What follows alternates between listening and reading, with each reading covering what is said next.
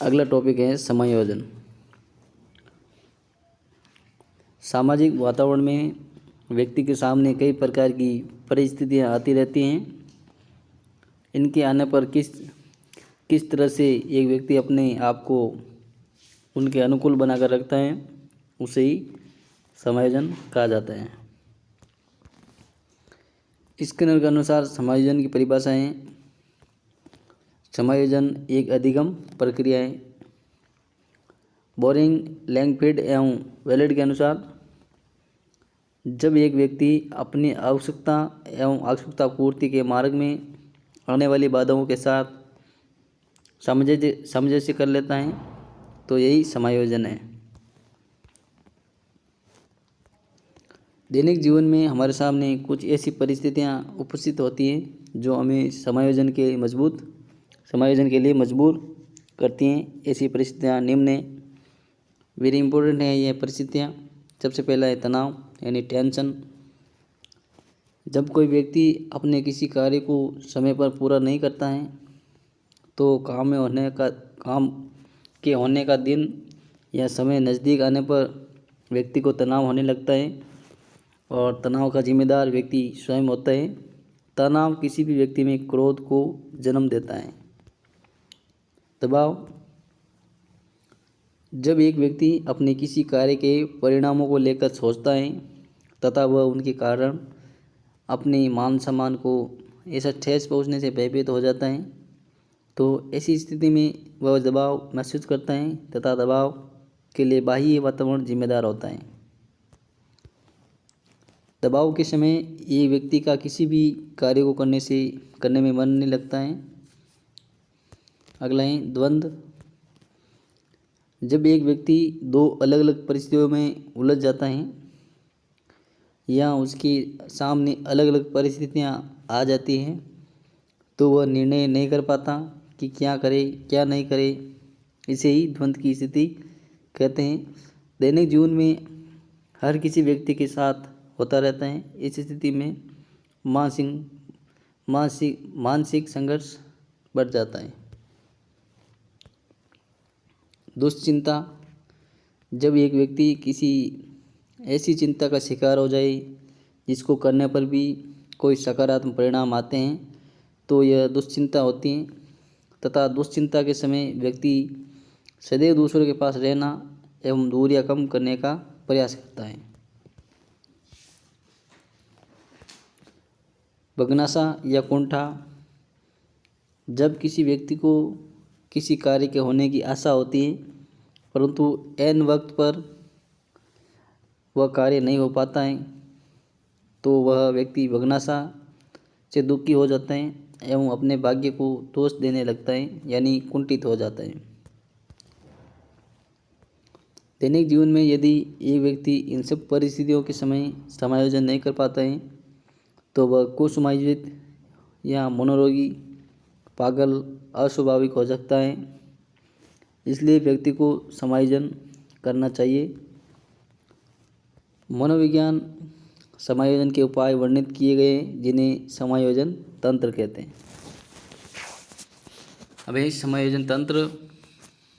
मनोविज्ञान में समायोजन तंत्र के लिए कुछ उपाय बताए गए हैं जिन्हें समायोजन तंत्र के नाम से जाना जाता है और ये 4 प्रकार के उपाय हैं। पहला है प्रत्यक्ष उपाय, दूसरा अप्रत्यक्ष उपाय, क्षतिपूर्ति उपाय, आक्रामक उपाय। इम्पोर्टेंट है ये। सबसे पहले है प्रत्यक्ष उपाय। वे उपाय जब एक व्यक्ति इनका उपयोग करता है तो वह दूसरे व्यक्तियों को नहीं बताने के बाद भी उनको आसानी से पता लग जाता है। इसमें बाधा निवारण, एक व्यक्ति को जब ये लगता है कि उसके कार्यों में बाधा आ रही है तो वह उस बाधा या रुकावट को दूर करने के लिए जो उपाय काम में लेता है सामान्यतया समाज के लोग उनसे परिचित होते हैं, जैसे काला टीका लगाना, गले में ताबीज बांधना, गाड़ियों के आगे जूता लटकाना आदि। मार्ग परिवर्तन, एक व्यक्ति जब किसी एक कार्य या क्षेत्र में सफल नहीं हो पाता है तथा बार बार प्रयास करने के बाद भी असफल होता है या अपने लक्ष्य तक नहीं पहुंच पाता है तो वह किसी भी दूसरे रास्ते या तरीकों को अपनाकर सफलता प्राप्त कर लेता है। जैसे स्वाध्याय से सफल नहीं होने वाला प्रतियोगी किसी कोचिंग को ज्वाइन कर सफल हो जाता है। शिक्षक भर्ती में असफल होने पर व्यक्ति पटवारी भर्ती में सफल होकर मानसिक संतोष प्राप्त कर लेता है। लक्ष्य प्रतिस्थापन, कोई भी व्यक्ति जब किसी बड़े लक्ष्य को लेकर प्रयास करता है परंतु उसमें वह बार बार प्रयास के बाद भी सफल नहीं हो पाता है तो वह अपने लक्ष्य को बदलकर छोटा कर लेता है तथा छोटे लक्ष्य में सफलता प्राप्त कर लेता है। इसे ही लक्ष्य प्रतिस्थापन कहते हैं। जैसे एक प्रतियोगी आईएएस की परीक्षा में सफल नहीं होने पर वह आरएएस की परीक्षा में सफल होकर संतोष करता है। और उदाहरण इसका, प्रथम श्रेणी शिक्षक नहीं बन पाने पर व्यक्ति तृतीय श्रेणी में शिक्षक बनकर संतोष की प्राप्ति कर लेता है। निष्कर्ष या निर्णय, यह उपाय एक व्यक्ति केवल उसी समय काम में लेता है जब उसकी समक्ष दोहरी परिस्थितियाँ होती हैं, अर्थात वह किसी द्वंद्व में होता है जिससे मानसिक संघर्ष पैदा हो जाता है। जैसे कहावत है, इधर गिरे तो कुआं और उधर गिरे तो खाई की स्थिति में कोई उचित निर्णय नहीं लेना। इसका उदाहरण है, राम को शिक्षक भर्ती व पटवारी भर्ती की परीक्षा के लिए एक ही तिथि आवंटित होने पर निर्णय लेना पड़ा कि शिक्षक भर्ती की तैयारी ठीक है तो इसे चुनना चाहिए। अब है समायोजन के अप्रत्यक्ष उपाय। अप्रत्यक्ष उपाय वेरी इंपॉर्टेंट है। जैसे दमन, जब एक व्यक्ति अपनी इच्छाओं को दबाकर समायोजन करता है उसे दमन कहते हैं।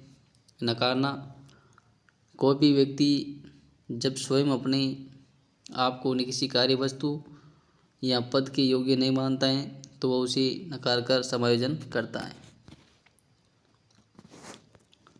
शोधन, मार्गान्तीकरण या शुद्धिकरण या उदांतीकरण, समाज में प्रचलित परंपराएं एवं व्यवहार जब व्यक्ति को पसंद नहीं आता है तो वह उसमें बदलाव कर नवीन परंपराएं स्थापित कर लेता है, यानी मार्गान्तित कर जाता है। प्रत्यावर्तन या प्रतिगमन, वर्तमान की परेशानी के कारण दुखी व्यक्ति भूतकाल में जाकर व्यवहार करता है। जैसे कष्ट के समय एक वयस्क व्यक्ति ही बालकों की तरह रोने लगता है, ये प्रत्यावर्तन है, यानी प्रतिगमन। वेरी इंपॉर्टेंट है ये उदाहरण। प्रत्यागमन या पृथक्करण या पलायन, जब भी कोई व्यक्ति किसी परिस्थिति के समय अपना वर्तमान स्थान या कार्य छोड़कर दूसरे स्थान कार्य के लिए गमन कर जाता है, जैसे गांवों से लोग शहरों की ओर पलायन कर रहे हैं, ये प्रत्यागमन है। आत्मीकरण या तादात्मीकरण, एक व्यक्ति जब किसी एक क्षेत्र में असफल हो जाता है तो वह अपने आप को किसी ऐसे व्यक्ति के साथ जोड़कर बताना शुरू कर देता है जो एक क्षेत्र में तो असफल परंतु दूसरे में बहुत सफल होता है। जैसे एक पढ़ाई में कमज़ोर बालक अपने आप को सचिन तेंदुलकर से जोड़कर बताते हैं। आत्मीकरण आदर्श मानने का भाव है। प्रक्षेपण, कोई भी व्यक्ति जब अपनी गलती दूसरे पर मत देते हैं, जैसे नाच न जाने आंगन टेढ़ा। औचित्य स्थापन या युक्तिकरण, जब कोई भी व्यक्ति अपने मान सम्मान को बनाए रखने के प्रयास में संबंधित वस्तु पद कार्य में ही खोट कभी बताकर समायोजन कर लेता है, जैसे लोमड़ी के अंगूर खट्टे अंगूर। पिछतापन, जब एक व्यक्ति का किसी अन्य व्यक्ति के साथ मनमुटाव हो जाता है तो कुछ समय के लिए आपस में बातचीत करना बंद कर देते हैं, यानी मानसिक दूरियां बना लेते हैं, यही विस्थापन है। अन्यारोपण, जब एक व्यक्ति किसी व्यक्ति से बहुत अधिक स्नेह कर रखता है तो उसकी याद में उसकी अनुपस्थिति के समय अनुपस्थिति के समय उसकी वस्तुओं के साथ प्रेम को दर्शाना अन्यारोपण कहलाता है। प्रतिक्रिया निर्माण या मनोरंजन, कोई भी व्यक्ति अपने मौलिक व्यवहार से हटकर जब दिखावटी व्यवहार करता है तो मनोरंजन कहलाता है। जैसे बगुला भगत होना। दिवास्वप्न, जब किसी पद या वस्तु को प्राप्त करना संभव नहीं हो तो व्यक्ति उसकी कल्पना मात्र करते हुए आनंद की प्राप्ति कर लेता है, उसे दिवास्वप्न कहते हैं। क्षतिपूर्ति, प्रत्यक्ष क्षतिपूर्ति, जब किसी क्षेत्र की कमी है उसी क्षेत्र से पूरा करना। जैसे गणित में कमज़ोर बालक गणित में ही अच्छी मेहनत करते हुए आवश्यक अंक प्राप्त कर लेता है। प्रत्यक्ष प्रतिपूर्ति और अप्रत्यक्ष क्षतिपूर्ति में एक क्षेत्र की कमी किसी अन्य क्षेत्र में पूरा करना। जैसे गणित की कमजोरी के कारण अंग्रेजी में अच्छे अंक प्राप्त कर लेना। आक्रामक उपाय है। प्रत्यक्ष आक्रामक उपाय, जिस परिस्थिति ने क्रोध दिलवाया उसी पर क्रोध को उतार कर शांति प्राप्त करना प्रत्यक्ष आक्रामक उपाय है। अप्रत्यक्ष आक्रामक उपाय, जिस परिस्थिति के कारण क्रोध पैदा होता है उसका मुकाबला नहीं कर पाने के बाद किसी दूसरी परिस्थिति में क्रोध उतारना अप्रत्यक्ष आक्रामक उपाय है। मानसिक स्वास्थ्य। अब है मानसिक स्वास्थ्य। एक व्यक्ति में शारीरिक व मानसिक रूप से जो स्वास्थ्य की दशाएं होती हैं उन्हें उसके स्वास्थ्य के रूप में जाना जाता है। किसी भी व्यक्ति के लिए तन व मन से सुखी होना ही स्वास्थ्य कहलाता है। शारीरिक रुग्णता अधिक घातक नहीं होती, लेकिन मानसिक विकार बहुत घातक होते हैं। इसलिए व्यक्ति को मानसिक रूप से स्वस्थ रहना चाहिए। जैसे अरस्तु कहें, जैसे स्वस्थ मस्तिष्क में स्वस्थ शरीर में स्वस्थ मस्तिष्क निवास करता है। मानसिक स्वास्थ्य के लक्षण हैं। लाडेल के अनुसार वह व्यक्ति मानसिक रूप से स्वस्थ होता है जो सामाजिक वातावरण के धरातल पर जीना पसंद करता है। ल्यूकन के अनुसार वह व्यक्ति मानसिक रूप से स्वस्थ है जो स्वयं सुखी रहता है और दूसरों को सुखी रहने देता है, अपने बालकों को सुनागरिक बनाता है, वह शेष बची ऊर्जा का उपयोग जन कल्याण के लिए करता है। ये ल्यूकन की परिभाषा है। अन्य लक्षण है नियमित दिनचर्या है, सहयोगी भाव है, मिलनसार, उच्च आकांक्षा स्तर वाला, कार्य के प्रति उत्साह, सकारात्मक सोच रखने वाला, दूसरे के प्रति मधुर व्यवहार करना, उच्च निर्णायक क्षमता और नेतृत्व क्षमता। शिक्षकों के मानसिक स्वास्थ्य को प्रभावित करने वाले कारक, एक तो पद का भय, कार्यों का अधिक भार, वेतन विसंगति, निरंकुश प्रशासन, आपसी संघर्ष, शिक्षण सामग्री का अभाव, नैतिक मूल्यों में कमी और सामाजिक असहयोग। बालक के मानसिक स्वास्थ्य को प्रभावित करने वाले कारक है वंशक्रम, वातावरण, समाज या परिवार और परिवार का आर्थिक स्तर है, मित्र मंडली है, शिक्षक का व्यवहार है, शिक्षण विधि है, विषय वस्तु की प्रकृति, मूल्यांकन प्रणाली,